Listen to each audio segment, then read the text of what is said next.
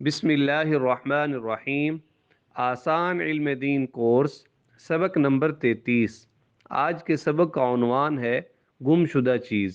آج کی آیت کریمہ: اعوذ باللہ من الشیطان الرجیم، بسم اللہ الرحمن الرحیم۔ قال قائل منهم لا تقتلوا يوسف وألقوه في غيابة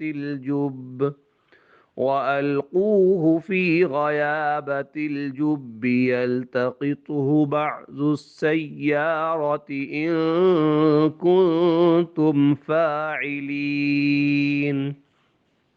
ترجمہ: بولا ایک بولنے والا کہ ان میں مت مار ڈالو یوسف کو، اور ڈال دو اس کو گمنام کنویں میں کہ اٹھا لے جائے اس کو کوئی مسافر اگر تم کو کرنا ہی ہے۔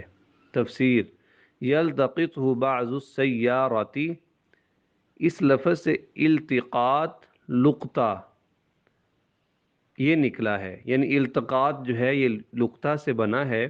لقطہ اس گری پڑی چیز کو کہتے ہیں جو کسی کو بغیر طلب کے مل جائے۔ غیر جاندار چیز ہو تو اس کو لقطہ، اور جاندار کو فقہا کی اصطلاح میں لقیط کہا جاتا ہے۔ انسان کو لقیط اس وقت کہا جائے گا جب وہ بچہ ہو، عاقل بالغ نہ ہو۔ معرف القرآن۔ آج کی حدیث مبارک: رسول اللہ صلی اللہ علیہ وسلم کا مبارک ارشاد ہے: من آوى ضالة فهو ضال ما لم يعرفها۔ ترجمہ: جس آدمی نے گم شدہ چیز کو اٹھایا تو وہ گمراہ ہے جب تک کہ اس گم شدہ چیز کا اعلان نہ کرے۔ آج کی مسنون دعا: گم شدہ چیز کو تلاش کرتے وقت کی دعا: اللہم راد الضالة وہادی الضلالة تہدی من الضلالة اردد علی ضالتی بقدرتك وسلطانك فإنها من عطائك وفضلك۔ ترجمہ: اے میرے اللہ، اے گمشدہ چیز کو لٹانے والے اور گمراہی دور کرنے والے، تو گمراہی سے نکالتا ہے، اپنی قدرت اور طاقت سے میری گمشدہ چیز مجھے لوٹا دے، بے شک یہ تیری عطا اور تیرا فضل ہے۔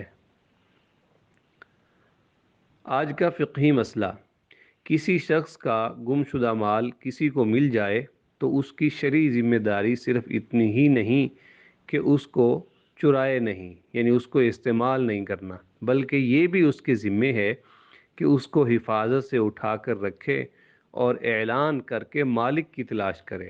وہ مل جائے اور علامات وغیرہ بیان کرنے سے یہ اطمینان ہو جائے کہ یہ مال اسی کا ہے تو اس کو دے دے، اور اعلان اور تلاش کے باوجود مالک کا اگر پتہ نہ چلے تو مال کی حیثیت کے مطابق یہ اندازہ ہو جائے کہ اب مالک اس کو تلاش نہیں کرے گا۔ اس وقت اگر خود غریب مفلس ہے تو اپنے استعمال میں لے آئے، ورنہ مساکین پر صدقہ کر دے۔